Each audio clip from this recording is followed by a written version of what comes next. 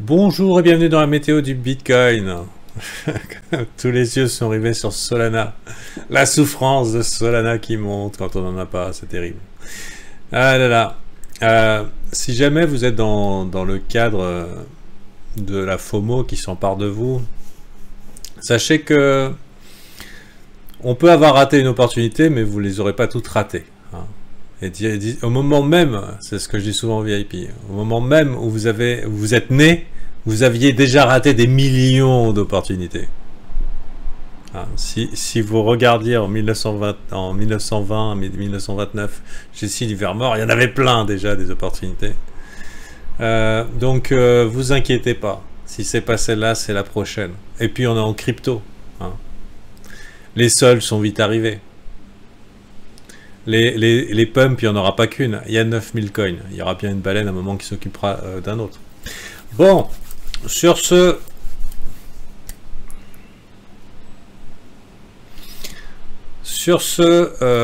Bitcoin. Bon, pour l'instant, on grind lentement vers le haut. C'est pas bearish. C'est pas bearish. Et je dirais que les petites turbulences d'hier ont potentiellement nettoyé suffisamment d'alt et suffisamment fait peur à des gens pour donner le feu vert pour continuer. Donc pour l'instant, BTC est en train d'avancer bien sûr dans des zones de résistance. Pour moi, la zone majeure de résistance vraiment très très chaude, il y en aura plusieurs, il y aura 55 900. Jusque là, on pourra y aller. Et puis après, 57 000. 57 000, là, ça risque d'être dur. Je pense que le plus dur à passer, en théorie, ça serait toute la partie top d'avant. Ici, là où on avait commencé à trouver du vendeur motivé. Maintenant, est-ce que ça fera résistance? Le temps nous le dira. Et je dirais le fait qu'on avance lentement est plutôt encourageant. La dernière chose moi j'ai vraiment pas envie de voir ça, bon bien sûr avec des liquidations ça peut s'accélérer, mais foncer en ligne verticale sur des résistances weekly, non s'il vous plaît, non, parce que les chances de rejet sont beaucoup plus grandes. Alors qu'un léger grind, c'est-à-dire une petite grimpette lente vers ces résistances, permettrait éventuellement aux shorters en déni d'ajouter à leurs perdants et d'accumuler une belle brochette de stop et de liquidation au-dessus des ATH.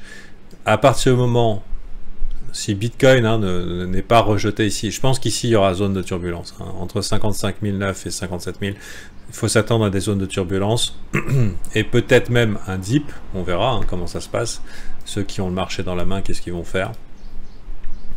À noter que hier il y a eu un play macro qui s'est passé et qui est quand même indicateur de quelque chose. C'est un push de 10% sur le silver, donc sur l'argent physique. C'est pas négligeable, d'accord, c'est pas anodin. C'est 10% ou alors c'est exagéré par les médias? C'est si petit que ça, 10%? Ouais, mais qu'est-ce qu'ils racontent les médias? Ils disent que de la merde. Ok, donc je me suis laissé impressionner. Ils disent que de la merde. On a un triple M weekly et la petite bougie verte et tout le monde il dit il faut en acheter, il faut en acheter. Donc là pour l'instant, fausse alerte. Je croyais que c'était plus impressionnant que ça et je me suis dit bon ça y est, le silver vend des coudes. Si le silver vend des coudes, ça veut dire que on met de côté le tempering, l'inflation s'envole, etc., etc. Non, là c'est juste pour l'instant rebond. Rebond. Donc là, j'annule ce que je viens de dire. Donc BTC pour l'instant avance doucement, potentielle résistance. Est-ce qu'à un moment on aura un dip? Oui, probablement. Est-ce qu'à un moment on reviendra chercher ces lots? Probablement. Mais je compte pas dessus, si vous voulez. Là, je pense qu'il faut avoir du Bitcoin au cas où ça monte pour pas se retrouver à FOMO top temporaire. Et il faut de la poudre au cas où on aille tester des lots et des liquidations relativement, je dirais, évidentes. Bon, pour l'heure, c'est bullish. Complètement bullish. Et en termes de sentiment, je vous cache pas que ça ressemble un peu à ça. Le sentiment ressemble peut-être un peu à ici, là.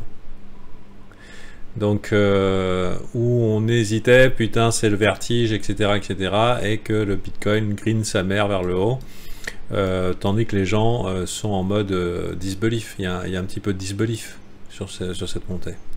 Il y avait déjà en bas, clairement, ça avait bien shorté tout là. Plus après ceux qui n'ont pas osé monter, et plus on va, maintenant on commence à trouver acheteurs. Et la dernière fois que j'ai fait un petit sondage, c'était vendredi, quelle était votre portion crypto et tout. Bon, il n'y a pas grand monde qui avait du Bitcoin, hein. C'était alt et cash. Et je dirais que je trouvais qu'il y avait quand même pas mal de cash pour du public. Donc il y a encore de l'argent potentiellement sur le côté.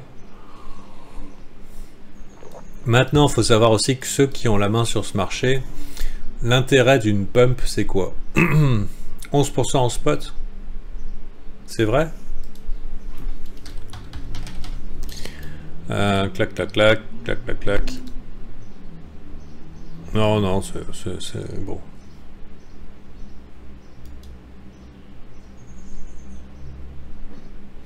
Ouais, c'est moi qui ai partagé ça, mais du coup, c'est vrai ou c'est pas vrai? Ah, de 24 à 27,4. Ah, d'accord. Ouais, donc c'est le premium chez les vendeurs de piécettes, quoi. Ok. Bon, qu'importe, c'est pas le but. Du coup, là pour le Bitcoin, oui, donc je disais, quand ça monte, le sentiment suit le prix. Hein. C'est-à-dire quand ça va vers le bas, les gens, ah, c'est nul, et quand ça monte, c'est génial, hein, bien sûr. Qui voulait du Solana à 3 $, hein, je crois même que c'était très populaire de le shorter. Du coup, voilà, c'est comme ça que ça marche. Donc, faut pas oublier que pour des gros poissons, passer l'ATH, c'est aussi une opération marketing. C'est indiquer au monde entier, indiquer aux institutions, indiquer à des gens qui étaient encore potentiellement sur le côté et qui attendaient de voir, éventuellement toucher la partie de la population qui n'ont pas été touchés par la bulle crypto encore. Donc atteindre l'ATH, c'est une opération marketing. Et parfois, c'est plus rentable pour des échanges, hein, genre ceux qui ont la main mise sur le marché, hein, Binance, FTX, Bitfinex. C'est l'opportunité pour les échanges de ramener de nouveaux pigeons, enfin clients, pardon. Donc si c'est leur projet, s'il faut imprimer des milliards et des milliards de Tether pour y arriver, et que c'est ça leur projet, ben, ils le feront. Hein.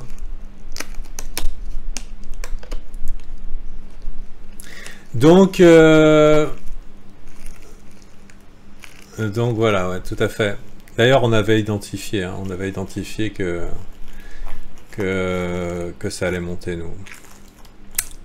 Bon, voilà. Donc, ce que je dirais, c'est faut se mettre en position de force. La position de force, pour moi, c'est avoir suffisamment pour pas souffrir si ça monte. Et avoir de la poudre si jamais ça crache.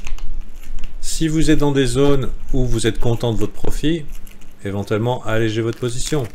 Ou alors, vous tenez fort. Hier, c'était le sujet du brief, c'est comment ça se passe la fin d'un bull market.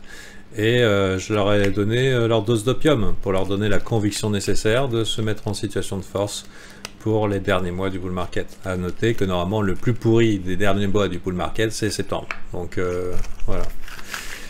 Donc, à vous de voir. Donc, à mon avis, vaut mieux pas trop se chier dessus pour le moment. Et puis après, on verra. Et normalement, les mois à venir devraient être plutôt jolis, surtout octobre, novembre, décembre. Même s'il y a un décalage dans la saisonnalité, donc il faut tenir compte. Voilà.